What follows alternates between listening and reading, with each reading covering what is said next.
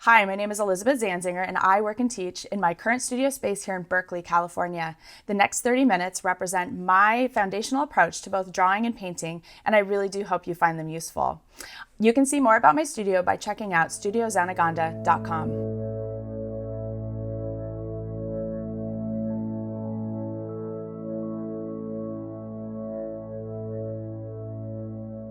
So I'm going to be talking about comparative measuring as it relates to drawing and painting from direct observation. Basically, you're drawing stuff that you see in front of you. Many artists are familiar with taking a picture and tracing it, right? And honestly, the biggest problem with that is literally the lack of human involvement in translating the image.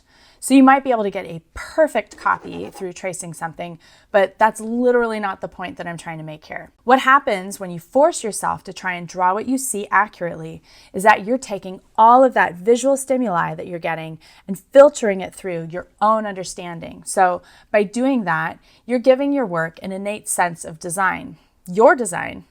So because you are the interpreter, your job is to translate the visual information that you have into something understandable for someone else. So by selectively capturing information that you're trying to draw, you actually end up with stronger artwork because you have subconsciously edited out all the unimportant details. That's something that a camera can't do. And I do think that's what separates art from truly great art. It's design. So I'm going to take you today through a fairly straightforward practice called comparative measuring, which I highly recommend when working from life. Honestly, this method does not come naturally at first. It takes some time to digest the material, but I do think it's one of the most important first steps in gaining control over your own ability to draw what you see. So simply put, it's a constructive method of drawing based on making proportional comparisons with your chosen subject, whatever that is. So it can be used to scale down large subjects into a small surface or vice versa. It can be used to translate three-dimensional objects or two-dimensional objects. It's not dependent on a one-to-one scale, but it does work in context of the parameters that you choose before beginning your work. I've heard some artists say that this is kind of a cold and mechanical way to start a drawing, but honestly, I actually think it's pretty liberating since at any point in the process, you can abandon the measurements and draw more emotively if you choose. So mastering comparative measuring is simply a great drawing tool for self-correction that can be used at any point of your process. So what you're going to need is, let me see if I have it here, like a 7 to 10 inch skinny straight skewer to make measurements. And the most ideal version of that is like a thin sock knitting needle. It's less prone to bending when you're just holding it. They're always metal. Another cheaper option is using barbecue skewers, but they're often warped and can't really be used for accurate straight lines. Additionally, when you're first learning to draw, using sharp graphite pencil is honestly the best. It's over charcoal. It's better to learn with a graphite pencil since it does force you to draw in a really precise way. Along with that, I also recommend having some kneaded eraser and a precision eraser like Tombow Mono Zero. A common drawing paper that everybody uses is Strathmore 400, and you can pick that up most places. For my example today, we are going to use a still portrait photo, but this is the typical approach when working from any subject. So I enjoy teaching this drawing technique with a live model due to the difficulty involved. It's hard to get a drawing to look human, and on top of that, it's hard to get that real live human look like the one that you're looking at. So even though I prefer to use portraiture, this method is really applicable to any subject. So our first goal is establishing the notional space of our subject. And the notional space is the conceptual area of any object, the rectangle that it occupies. So in simplified horizontal and vertical terms, or the relative XY axis, or the way that you can use a rectangular bounding box to fully envelop your subject. So what you should end up with is a rectangle that encompasses both the largest width and the largest height of your subject. So in the example, my largest width is from the ear to the cheekbone. My largest height is from the top of the head to where the neck meets the collar. In order to establish that relationship accurately, I need to establish the largest initial unit of measurement. And since the width appears to be smaller than the height of my subject, I'm going to use the smaller initial measurement to establish a proportional relationship against the larger one. So when working from life, I extend my arm towards my subject, needle in hand, I lock my elbow, and I close my non-dominant eye. I sight down my arm to where the tip of the skewer aligns with the topmost point of my subject, and my thumb becomes the lower point of a measurement. In my example, I establish a horizontal measurement of 1 unit for my width from the edge of the ear to the opposite cheekbone. Then, without shifting my body, my arm, or point of reference, I rotate my hand 90 degrees and I ask myself how many widths correspond to the height. So I find that the horizontal width corresponds nearly perfectly to the vertical distance between the top of the head and the corner of the mouth. And this creates a perfect square within my subject. I then move my needle down so the topmost point is now in line with my initial lower point starting at the corner of the mouth. So in doing so, I find that my subject's height is 1 2/3 to the width. Therefore, I get a rectangular notional space of 1 to 1 2/3, width to height. And then I can map out that space on my paper or canvas to establish boundaries for my subject. Since all the measurements are a bit rough, I'm still prone to human error. I keep all my initial marks really light and fairly non-committal. So here's what a diagram of what I might have on my paper looks like. Okay, once I establish my notional space, I divide it into halfway points to further understand the two-dimensional shape of my subject. In the example, I find a horizontal halfway point which roughly corresponds with the edge of my model's right eye. The vertical halfway point corresponds with the bottom of his nose. That understanding can immediately help me organize the necessary details into 4 distinct quadrants within my notional space. Once I've done that, I can start to look for other easy divisions within my subject. That will continue to help me make sense of what I'm looking at and organize it into smaller parts. This vertical measurement divides the head of my subject from his neck into a 3/4 to 1/4 relationship, his head being 3/4 and the neck being 1/4 of the overall proportion. For drawing portraits specifically, finding that center line of the head as it relates to the eyes can be super important. So there are a variety of methods to accomplish that, but in this setup, it's pretty easy. I'm just looking for the halfway point and noticing that the eyes are resting just above that. So since the head doesn't have much of a tilt or gesture to it, I'm going to simply plot my line straight across. However, especially in life, there's typically some deviation from a true horizontal.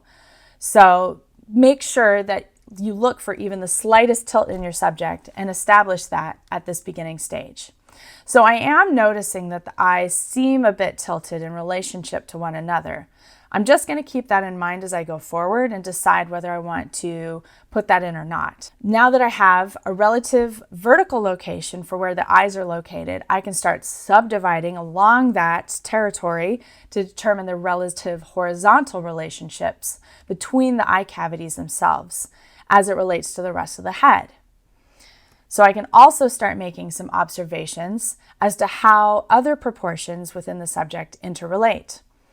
At this point, can you see a little bit of the emerging portrait even at this early stage?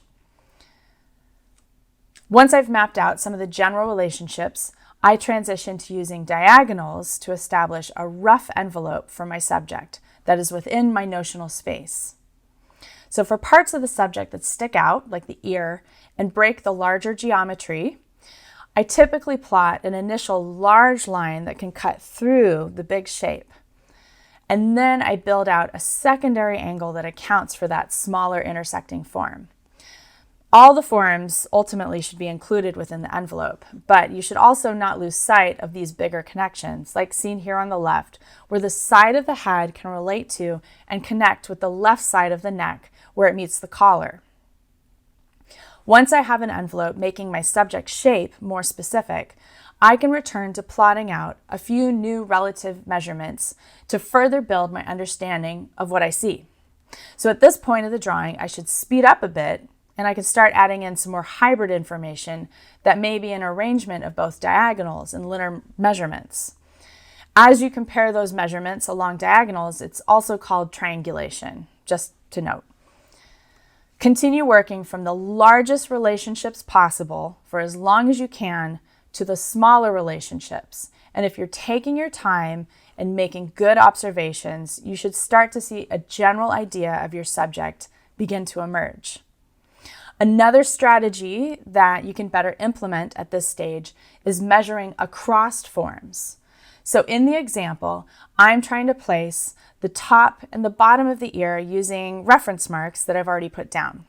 So I can see that the top of the ear is really just above the center line of the face through the eyes, while the bottom of the ear is between the bottom of the nose and the top of the lip. I also begin to think more three-dimensionally at this point. So one super helpful tool I use when trying to organize the center axis of the features of the face is to find these small related planes across the center line. So because the face is not a flat surface in any sense, it has a curvature on the vertical axis and horizontal axis, these tiny planar relationships will hardly ever be along the same line in space, like never. But by looking at the horizontal offsets between the planes, it can help me understand the depth of the nose as it relates to the depth of the mouth, as it relates to the glabella at the forehead, and the receding plane of the forehead, and the plane of the chin and the neck at the clavicles. What I don't do is try to draw all the little bumps and contours and details. I allow my understanding of the individual distances and proportions lead the way. And the shape of each feature will emerge from that understanding. So if you're able to see things this way, it will fundamentally change the way that you draw, absolutely for the better. I promise. Now, my Illustrator diagram has quite a bit of clarity to it because I'm able to just clean that up.